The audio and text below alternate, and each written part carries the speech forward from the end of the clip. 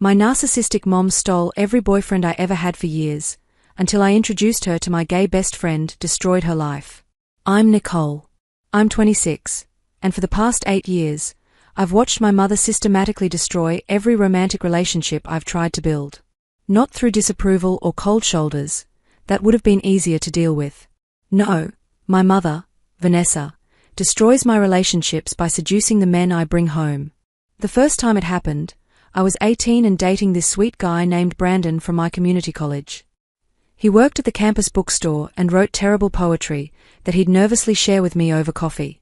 When I finally brought him home for dinner, my mother answered the door in a dress so tight I could see her heartbeat. She'd spent 4 hours getting ready, full makeup, professionally styled hair, the works, for what was supposed to be a casual Sunday meal. Vanessa was 51 and absolutely stunning. She'd been a beauty pageant contestant in her 20s, winning Miss Georgia before transitioning into local modeling work. Even now, decades later, she maintained that pageant-ready appearance like her life depended on it. Personal trainer sessions 4 times a week, monthly spa appointments, a wardrobe that cost more than I made in 6 months working retail.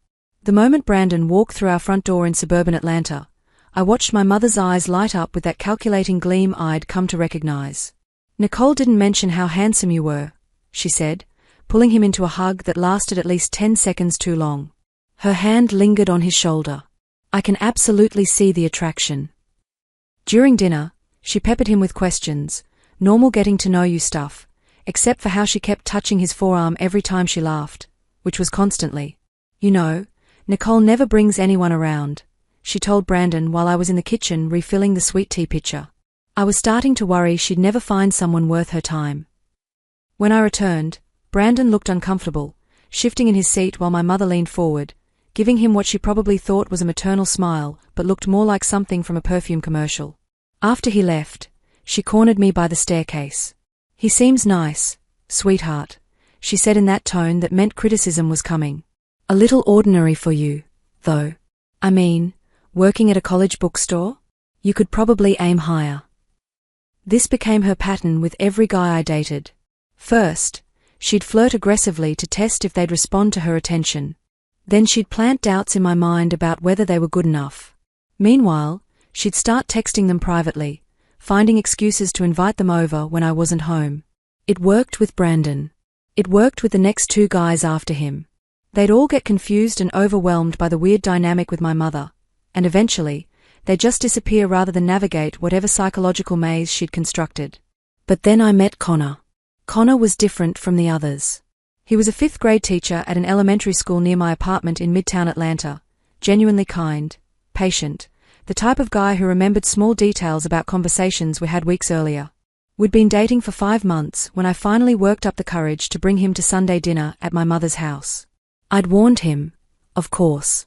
"My mom can be intense," I'd said the night before, trying to find words that wouldn't make me sound completely insane. "She has boundary issues." Connor had just smiled and squeezed my hand. "I'm good with parents. Don't worry." He wasn't prepared for Vanessa. She opened the door wearing a red cocktail dress, to serve pot roast and mashed potatoes. Her makeup was flawless, her hair arranged in these perfect loose curls that had definitely required professional help. "You must be Connor," she practically purred, pulling him into one of her signature 2-long hugs. "Nicole has told me absolutely nothing about you, which means she's been keeping you all to herself." During dinner, the questions started. His job, his hobbies, his family background, his future plans. All perfectly normal maternal curiosity, except for how she kept laughing at everything he said like he was performing stand-up comedy, touching his arm, leaning in close enough that I could see him pull back slightly. "Nicole never brings men around," she told Connor while I was retrieving the peach cobbler from the kitchen. "Between you and me, I was starting to think she might be too picky for her own good." When I came back with dessert, Connor looked like someone who just realized he'd walked into a trap. My mother was practically glowing, her eyes fixed on him with an intensity that made my stomach turn. After dinner, while we were saying goodbye at the front door, she hugged him again. "You seem like such a genuine person," she said, her voice dripping with warmth. "Don't be a stranger, okay? You're welcome here anytime." In the car driving back to my apartment, Connor was quiet for a long time. "Your mom is," Really friendly, he finally said. That's one word for it. 2 weeks later, Connor showed me his phone. My mother had been texting him. The messages started innocently enough, asking how his week was going, sharing articles about education reform she thought he might find interesting. But then they escalated. She suggested they meet for coffee to discuss Nicole's happiness. She sent him photos from her morning yoga class, wearing outfits that left very little to the imagination. She told him she wanted to make sure he understood what Nicole really needed in a relationship. Your mom has been messaging me almost every day, Connor said, his voice careful. Some of these messages feel inappropriate. I scrolled through the texts, my stomach sinking with each one. She was being subtle enough to maintain deniability, but I could see exactly what she was doing, creating a private connection, positioning herself as the concerned mother who just wanted what was best for me. I don't want to create problems between you and your family, Connor said. But this doesn't feel right. It's not right, I said. And I'm so sorry. This is exactly why I usually don't introduce guys to her. Has this happened with other boyfriends? Every single one. Connor was quiet for a long moment, staring at his phone. Nicole, that's not normal. You know that, right? I did know. I'd known for years. But knowing something is wrong and being able to fix it are completely different things. 4 days later, Connor ended things. I really care about you, he said, and I could see in his face that he meant it. But I can't handle your mother. The constant messages, the way she looks at me, the things she implies about our relationship. It's too much. I cried for hours after he left. Not just because I'd lost another good guy, but because I realized I was going to spend my entire life alone unless I figured out how to deal with Vanessa. That's when the idea came to me. I needed someone who could handle my mother's manipulation tactics. Someone who wouldn't be flattered by her attention, wouldn't be intimidated by her beauty, wouldn't fall for any of her usual tricks. Someone who could give her a taste of her own medicine without getting emotionally involved. The problem was, I didn't know anyone like that. Then I remembered Cameron Pierce. Cameron and I had been close friends in college before losing touch after graduation. He'd been a theater major, planning to pursue acting in New York, and he was absolutely gorgeous. Tall, athletic build, dark blonde hair, blue eyes, the kind of smile that made professors extend deadlines without him even asking. Cameron was also gay, though he hadn't been openly out during our college years. We'd stayed connected on social media, and I'd watched his journey of coming out to his family, moving to New York, landing small roles in off-Broadway productions, and eventually moving in with his boyfriend, Nathan. More importantly, Cameron was exactly the type of person who loved drama and had zero tolerance for manipulative behavior. I sent him a direct message explaining my situation. To my surprise, he responded within an hour. Oh honey, this sounds like the most entertainment I've had since Nathan and I binged all of Succession, he wrote back. When do we start rehearsals? We met for brunch the following Saturday at this little cafe in Virginia Highland. Cameron looked even better than he had in college, more confident, more polished, with this energy that I knew would drive my mother absolutely crazy. So what's the goal here? He asked, sipping his mimosa.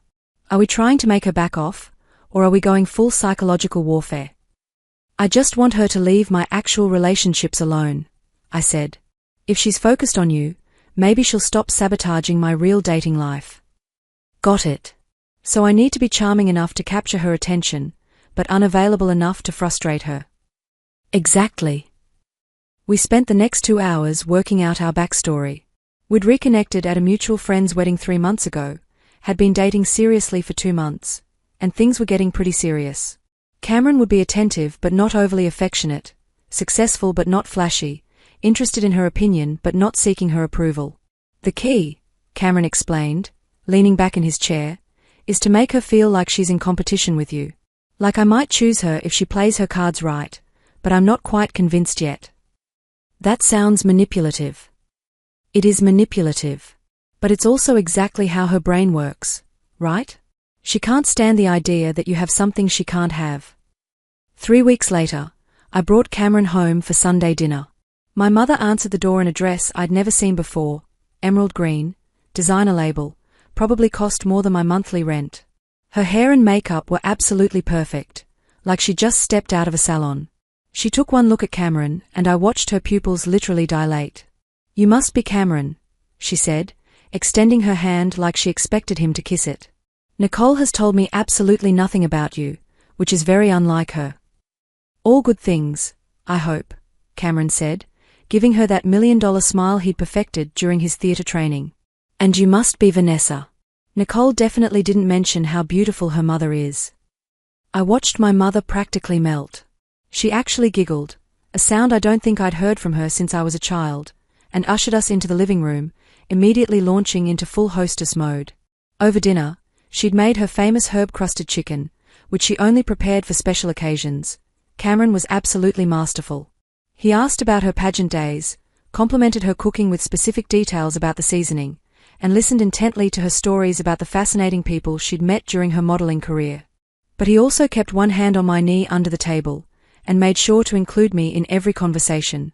"Nicole is so lucky to have such an accomplished mother," he said at one point. "I can see where she gets her confidence from." My mother was glowing. "Oh, Nicole has always been so reserved. I keep telling her she needs to put herself out there more, really show people what she's capable of."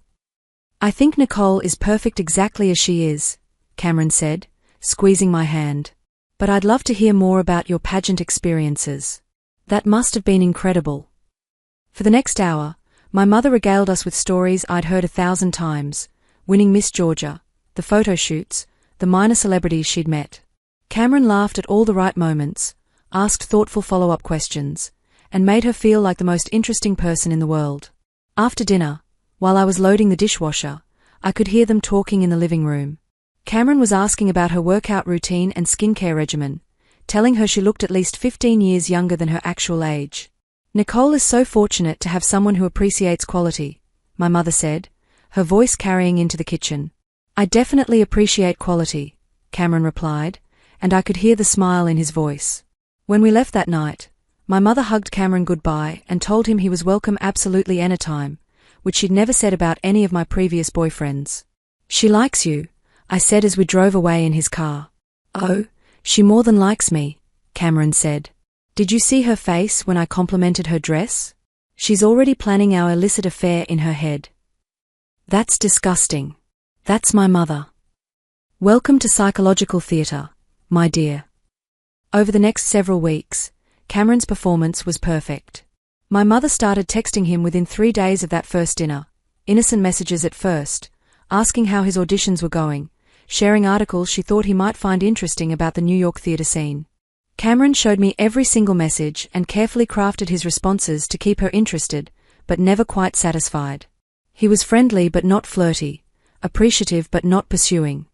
He'd respond to her texts but take just long enough that she'd wonder if he was losing interest. Meanwhile, my mother started treating me differently when Cameron was around. She was nicer, more supportive, like she was performing the role of amazing mother for his benefit. She stopped making little comments about my appearance or my job. She actually listened when I talked. "She's performing for me," Cameron explained when I mentioned this change. "She wants me to see her as this wonderful, supportive mother, so I'll think she's relationship material." It was working so well that I almost forgot the whole thing was fake. Almost. Then my mother escalated. She started finding excuses to drop by my apartment, always when she somehow knew Cameron would be there. She'd bring groceries I hadn't asked for, claim she was in the neighborhood and wanted to say hello. Always dressed impeccably. Always with some small gift or treat specifically for Cameron. "Your mother brought me homemade chocolate chip cookies," Cameron told me after one of her surprise visits. "She stayed for 90 minutes talking about how concerned she is that you're not taking care of yourself properly, not eating enough vegetables." "What did you tell her?" "I told her I'm making sure you're well taken care of." That seemed to frustrate her. The breaking point came 7 weeks into our fake relationship. My mother called me on a Wednesday afternoon, crying.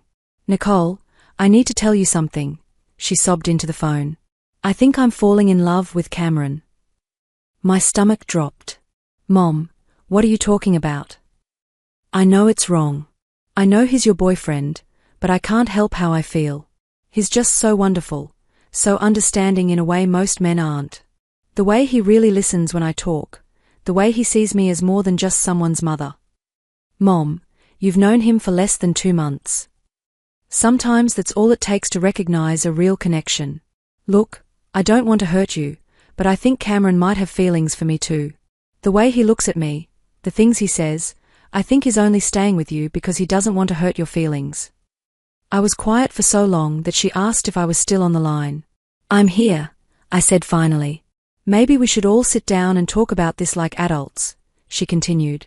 I think if we are honest about our feelings, we can figure out what's best for everyone involved. That night, I called Cameron and told him what had happened. She wants to have a conversation about feelings, he said. Oh, this is absolutely perfect. Perfect? Cameron, this is nightmare territory. She's completely delusional. No, this is exactly what we wanted. She's so obsessed with the idea of stealing your boyfriend that she's willing to blow up your relationship to get what she wants. Now we show her exactly how it feels. What do you mean? Trust me. Set up that conversation for this weekend at your place. Tell her we'll all discuss the situation honestly. I didn't like the look in Cameron's eyes, but I was too deep into the situation to back out now. Saturday evening, my mother arrived at my apartment dressed like she was attending a movie premiere. Black cocktail dress, full makeup, hair styled in perfect waves. She brought an expensive bottle of wine and a nervous energy that filled my entire one-bedroom apartment. Cameron had arrived 2 hours earlier, and we'd spent the time going over his plan. I still wasn't completely sure about it, but I trusted him to handle the situation. Vanessa, Cameron said, standing to give her a hug when she walked in. You look absolutely stunning. My mother practically purred. Thank you, Cameron. You look quite handsome yourself.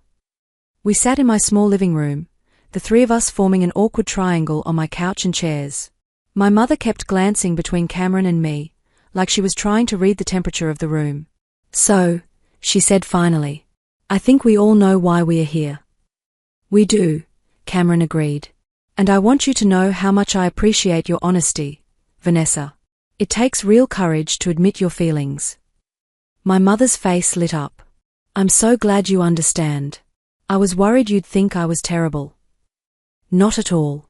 In fact, I think this conversation is long overdue. Cameron reached over and took my hand, which seemed to surprise my mother. The thing is, Cameron continued, I need to be honest about my feelings too. Of course, my mother said, leaning forward expectantly. Vanessa, you're an absolutely incredible woman. Beautiful, intelligent, sophisticated. Any man would be fortunate to have your attention. My mother was glowing. But I'm completely, utterly head over heels in love with Nicole. My mother's face fell slightly, confusion flickering across her features. More than that, Cameron continued, his voice gentle but firm, I'm gay. The silence in the room was deafening. My mother's mouth opened and closed like she was trying to form words but couldn't quite manage it. I'm sorry, what? She finally managed. I'm gay, Vanessa. I have been my entire life. I have a boyfriend named Nathan who I've been with for 4 years. Nicole and I have been pretending to date because she was tired of you sabotaging her actual relationships. My mother looked back and forth between us, her face cycling through confusion, embarrassment, and then pure rage. This is a joke, she said. It's not a joke, Cameron said gently. Nicole asked me to help her because she was losing every good guy she met to your interference. She thought if you were focused on me, you might leave her actual dating life alone. You've been lying to me for 2 months, my mother said, her voice rising. You've been lying to yourself for years, Cameron replied. Vanessa, do you really think it's normal to compete with your own daughter for male attention? Do you really think it's healthy to sabotage her relationships because you can't handle not being the center of attention? My mother stood up abruptly. I don't have to listen to this. No, you don't, Cameron agreed. But maybe you should. She turned to me, and I could see genuine hurt in her eyes for the first time in years. How could you do this to me? She asked. How could I do this to you? I repeated. Mom, you've chased away every guy I've dated since I was 18. You flirt with them, you text them behind my back, you make them feel guilty for being with me instead of giving you attention. You've sabotaged 8 years of my dating life. I never sabotaged anything. If those boys couldn't handle a little friendly attention from your mother, then they weren't strong enough for you anyway. Friendly attention. Cameron laughed. Vanessa, you asked me to meet you for coffee 4 times. You sent me photos from your yoga class wearing sports bras and leggings. You told me you thought Nicole and I were settling for each other when we could do so much better. My mother's face went white. I never sent you revealing photos. Cameron pulled out his phone and showed her the messages. My mother had indeed sent him several photos from her yoga sessions, with captions about how exercise was keeping her youthful. Those weren't inappropriate, she protested weakly. Vanessa, Cameron said gently, you're a beautiful woman, but you're also old enough to be my mother. This behavior isn't attractive. It's sad. That's when my mother completely lost it. She started screaming about how we'd humiliated her, how we'd made her look like a fool, how she'd never forgive either of us. She grabbed the wine bottle and threw it against my wall, called me an ungrateful daughter, and told Cameron he was disgusting for leading her on. I'm leaving, she announced dramatically. And don't expect me to speak to you anytime soon, Nicole. Maybe when you grow up and learn how to treat your mother with respect. She stormed out, slamming my apartment door so hard that I heard my neighbor's TV volume suddenly increase. Cameron and I sat in stunned silence for several minutes. That went better than expected, he said finally.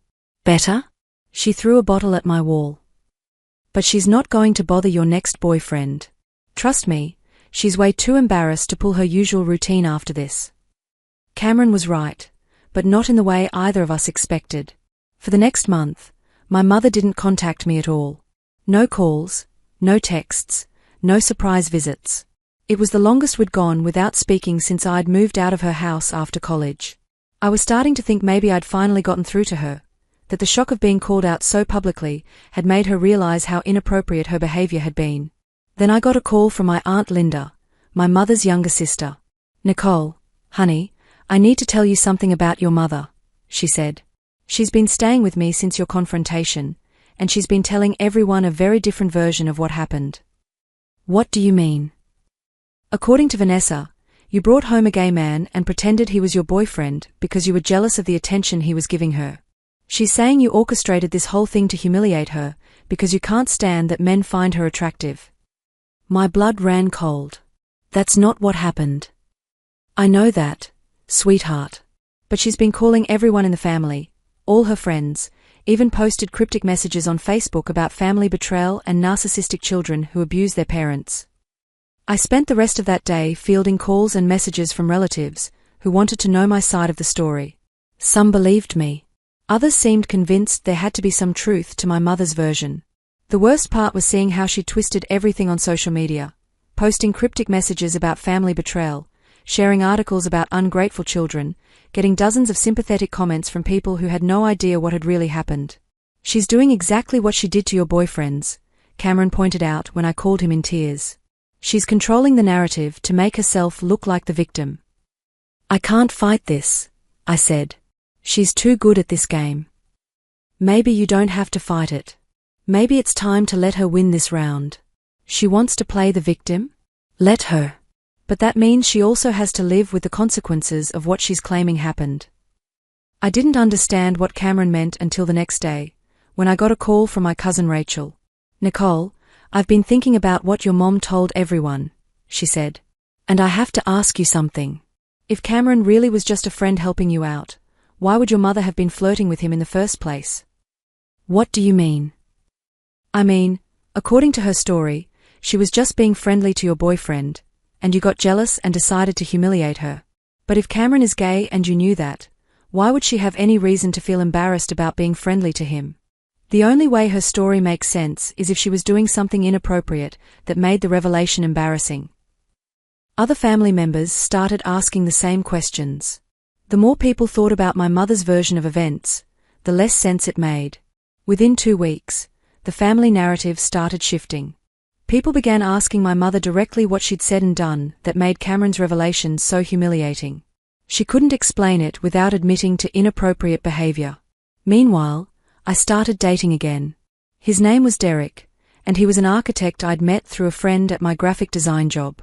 I was completely honest with him about my family situation from the beginning, and to my surprise, he found the whole story more amusing than concerning.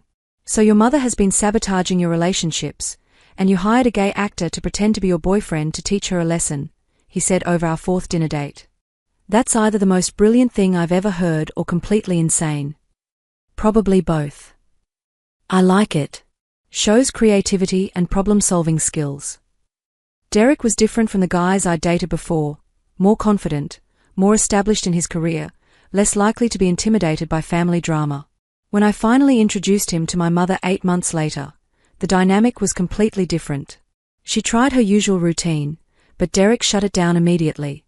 "Vanessa, it's wonderful to meet Nicole's mother," he said when she gave him one of her lingering hugs, gently but firmly stepping back. "Nicole talks about you constantly."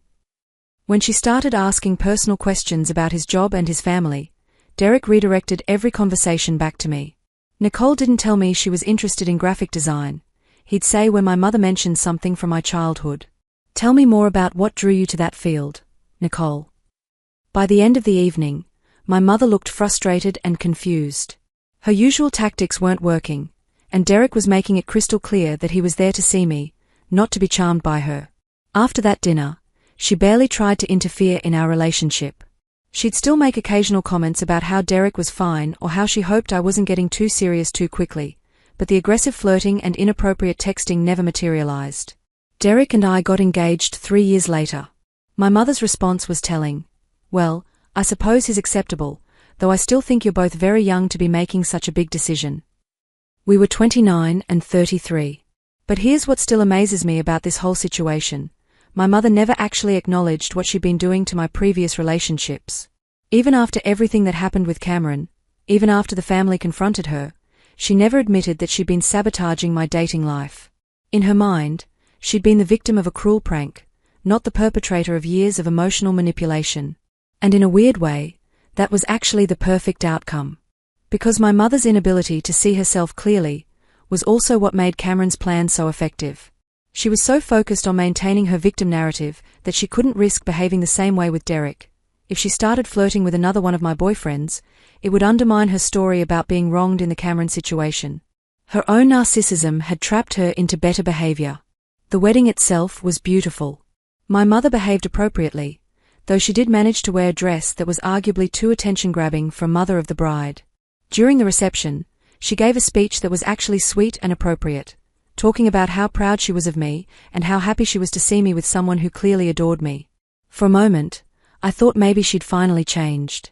Then, during the bouquet toss, she positioned herself right in the middle of all the single women and caught my flowers. "Looks like I'm next," she announced to the crowd, winking at Derek's unmarried brother. Some things never change. But here's what I learned from this whole experience. You can't fix a narcissistic parent by confronting them directly. They'll just rewrite the story to make themselves the victim. You can't change them by being a better daughter or by finding the right words to make them understand how their behavior affects you. What you can do is protect yourself by choosing partners who won't fall for their manipulation, and by creating boundaries that keep their dysfunction from destroying your happiness. Cameron's fake boyfriend plan didn't cure my mother of her narcissism, but it did show her that her usual tactics wouldn't work on everyone. And it forced her to modify her behavior just enough for me to have a normal relationship. That's probably the best outcome I could have hoped for. Derek and I have been married for 4 years now. We have a 2-year-old son named Oliver, and my mother is absolutely obsessed with being a grandmother. She babysits once a week, buys Oliver more toys than any toddler could possibly need, and posts constant photos of them together on social media. Sometimes I catch her looking at Derek like she's still calculating whether she could steal his attention if she really tried. But then Oliver will do something cute, and she'll be completely distracted by the opportunity to be the center of a toddler's world.